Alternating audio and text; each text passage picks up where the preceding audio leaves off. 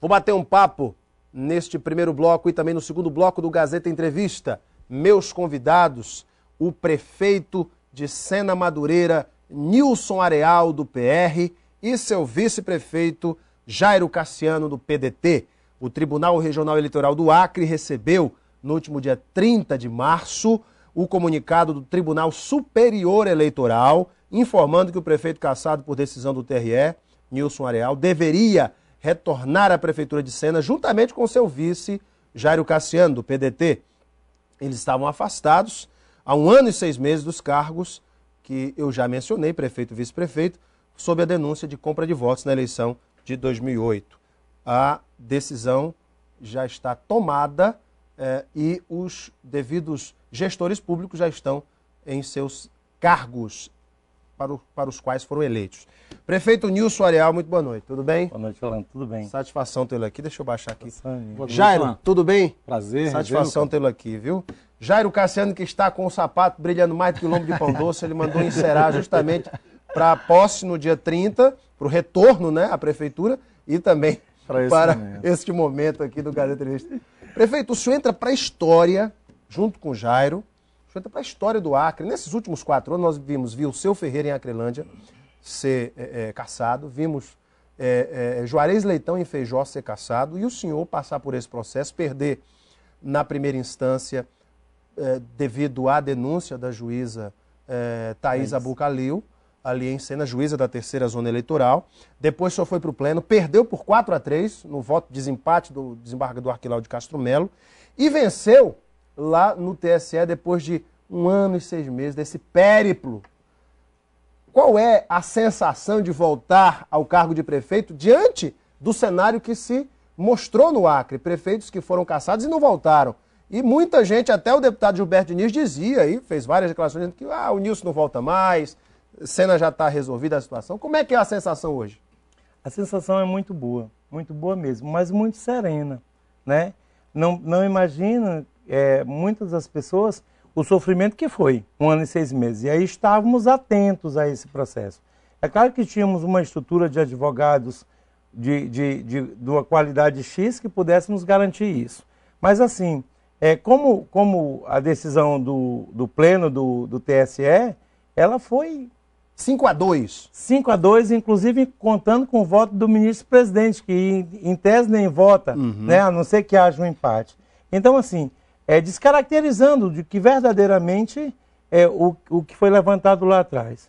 A eleição no interior, como todo mundo conhece, quer dizer, esse embate de você vir para entrar na casa das pessoas, de abordar as pessoas, do interior ela é diferente de quem faz na capital ou em outras cidades. Você não está imune a você bater na porta de uma pessoa e ela não te pedir nada. Você não fica imune. Vai numa reunião grande, tem sempre alguém que diz isso ou que aquilo. E aí você sai de acordo com o trabalho. E lá em Sena Madureira, o enfrentamento da eleição foi muito complicado. É por isso que fala tanto na reforma política, para até inibir um pouco esse costume que já se tem do político e do eleitor. É um costume, então, assim, mau costume de ambos os lados. Lá, na verdade, foi um plebiscito. Ou você votava no Nilson Areal e no Jairo, ou você votava na Dona Antônia, né? A Dona Antônia que tinha vindo de 8 anos de mandato, então, quer dizer, nós só estávamos com 4 e viemos para esse enfrentamento. Então, o páreo da eleição já foi muito dura. E foi uma eleição muito dura. Mas, assim, ganhamos com uma folga de 1.300 votos. Quer dizer, que para aquela situação é uma vantagem monstruosa. Para a Sena é uma vantagem muito grande. Sena Madureira, quer dizer, enquanto todo mundo aqui começou a fazer eleição em junho, Sena Madureira em maio já tinha um monte de bandeira pendurada em tudo quanto era lugar. Então, assim, para a gente muito bacana esse sentimento, sabe? Sentimento de justiça. E isso, Alain, não é aquela coisa que vai te exaltar enquanto ser humano para você voltar, como que dizer, agora voltei endeusado. Muito pelo contrário. Nós voltamos para a prefeitura na quarta-feira, só fomos na quinta, na verdade, fomos na quarta, mas depois para trabalhar mesmo na quinta, mas serenos, sabe? Sereno, com o que aprendemos nesse período de afastamento, vimos quem é quem, e estamos lá, trabalhando de manhã e de tarde, para que a gente possa devolver minimamente, que eu acho que é o mais complicado em Sena Madureira, que é a autoestima daquela comunidade. O Jairo, que assumiria naturalmente a prefeitura, no caso de uma cassação do prefeito, também foi enquadrado sobre as mesmas denúncias. E para você, Jairo, como é que foi esse processo todo? Verdade, Alain. Primeiro, falar da nossa satisfação de estar participando desse programa que tem uma audiência muito grande e parabenizá-lo pela forma que você conduz há tantos anos. Obrigado. Sena Madureira é o terceiro maior município do estado do Acre. Eu imagino que nós que somos de uma safra nova da vida pública, que optamos a fazer parte de um período na nossa vida dessa vida pública, nós precisamos se juntar por uma cidade ou por um estado. E eu, mais o Nilson Arial, eu que vim lá do Seringal, virei vereador, presidente da Câmara e me torno vice-prefeito da terceira maior cidade do Acre, o Nilson, que é de uma família humilde, mas digna, virou deputado estadual, depois se tornou prefeito da cidade dele e logo em seguida o segundo mandato também, acabou criando uma situação com a oposição muito grande.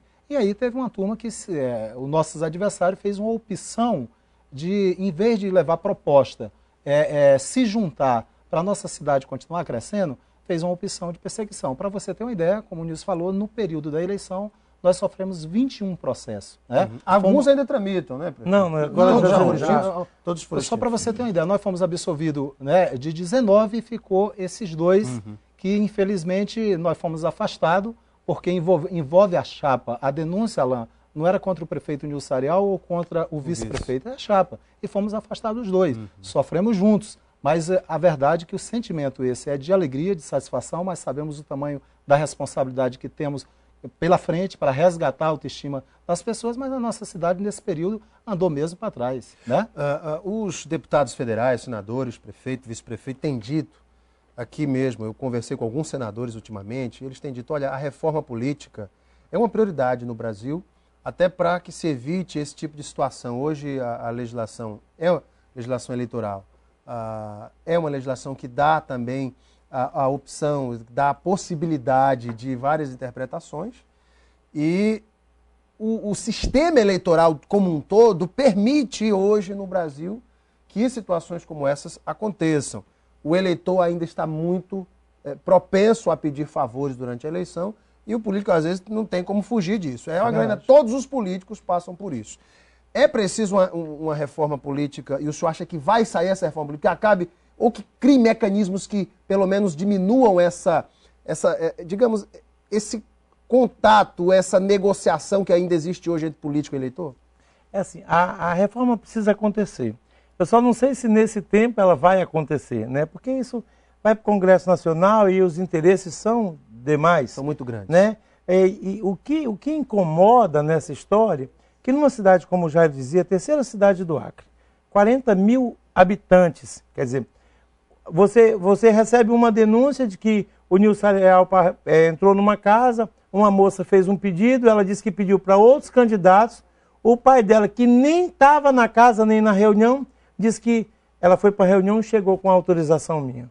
Então, quer dizer, é esse tipo de coisa que a gente sempre diz, povo, moçada, tenham calma, serenidade, para poder avaliar as situações. Porque não tem jeito, Alain, você, na hora que sai, que você entra numa casa ou é abordado no meio da rua, no meio de uma campanha, as pessoas pedem. E aí tu vai dizer o quê? É claro que você continua com o discurso, e o discurso nosso era exatamente esse, ó, você viu o que a gente fez e a gente pode fazer mais. E aí as pessoas acreditaram, tanto é que a margem de voto foi, quer dizer, um outro senhor, do segundo processo, que foi esse último, ele disse que eu cheguei na casa dele e ele pediu 50 reais. E aí, primeiro ele disse que eu puxei o dinheiro do bolso e dei. No depoimento no juizado, aí ele disse que não, que ele pediu, eu disse que não tinha, mas que 2 dias depois, um moreno alto, que ele não sabe quem foi lá e deu. Em seu nome? Em meu nome. Não, ele disse, foi lá e deu. Aí também não disse também que tinha pedido para outros vereadores. Agora, como é que uma denúncia com essa fragilidade, e eu nem sou do meio jurídico, e tenho dito que nem vou fazer advocacia, o que eu quero fazer agora é psicologia, né? Quer dizer, como é que isso aí consegue afastar o prefeito e o vice-prefeito eleitos pelo voto popular, pela vontade do povo? Então, a reforma política precisa, para vir calçar essa vontade popular, esse desejo do povo. Então, se for dessa forma, a gente precisa trabalhar e juntar todo mundo para que a gente possa sair. Porque essas fragilidades, e foi que precisou ir lá para o TSE dizer isso, sabe? Quer dizer, e o prejuízo que ficou na nossa cidade? 1 ano e 6 meses não é? sem Alain, mandato. Nós recebíamos, em média anual, com o meu período, uma média de 6 a 8 milhões ano só de orçamento da União. A gente recebe agora R$100 mil. Quem perdeu? Sena Madureira. Queremos falar sobre isso, o tempo urge. Prefeito, no decurso da interinidade de Vanderlei Zaire, do PP, o Partido Progressista, o homem era aliado de vocês. De repente, no meio do negócio, virou adversário. O que aconteceu? Me responda logo após o intervalo. Eu vou dar uma paradinha e daqui a pouquinho a gente continua com o Gazeta Entrevista. Fique conosco, hein? Até já.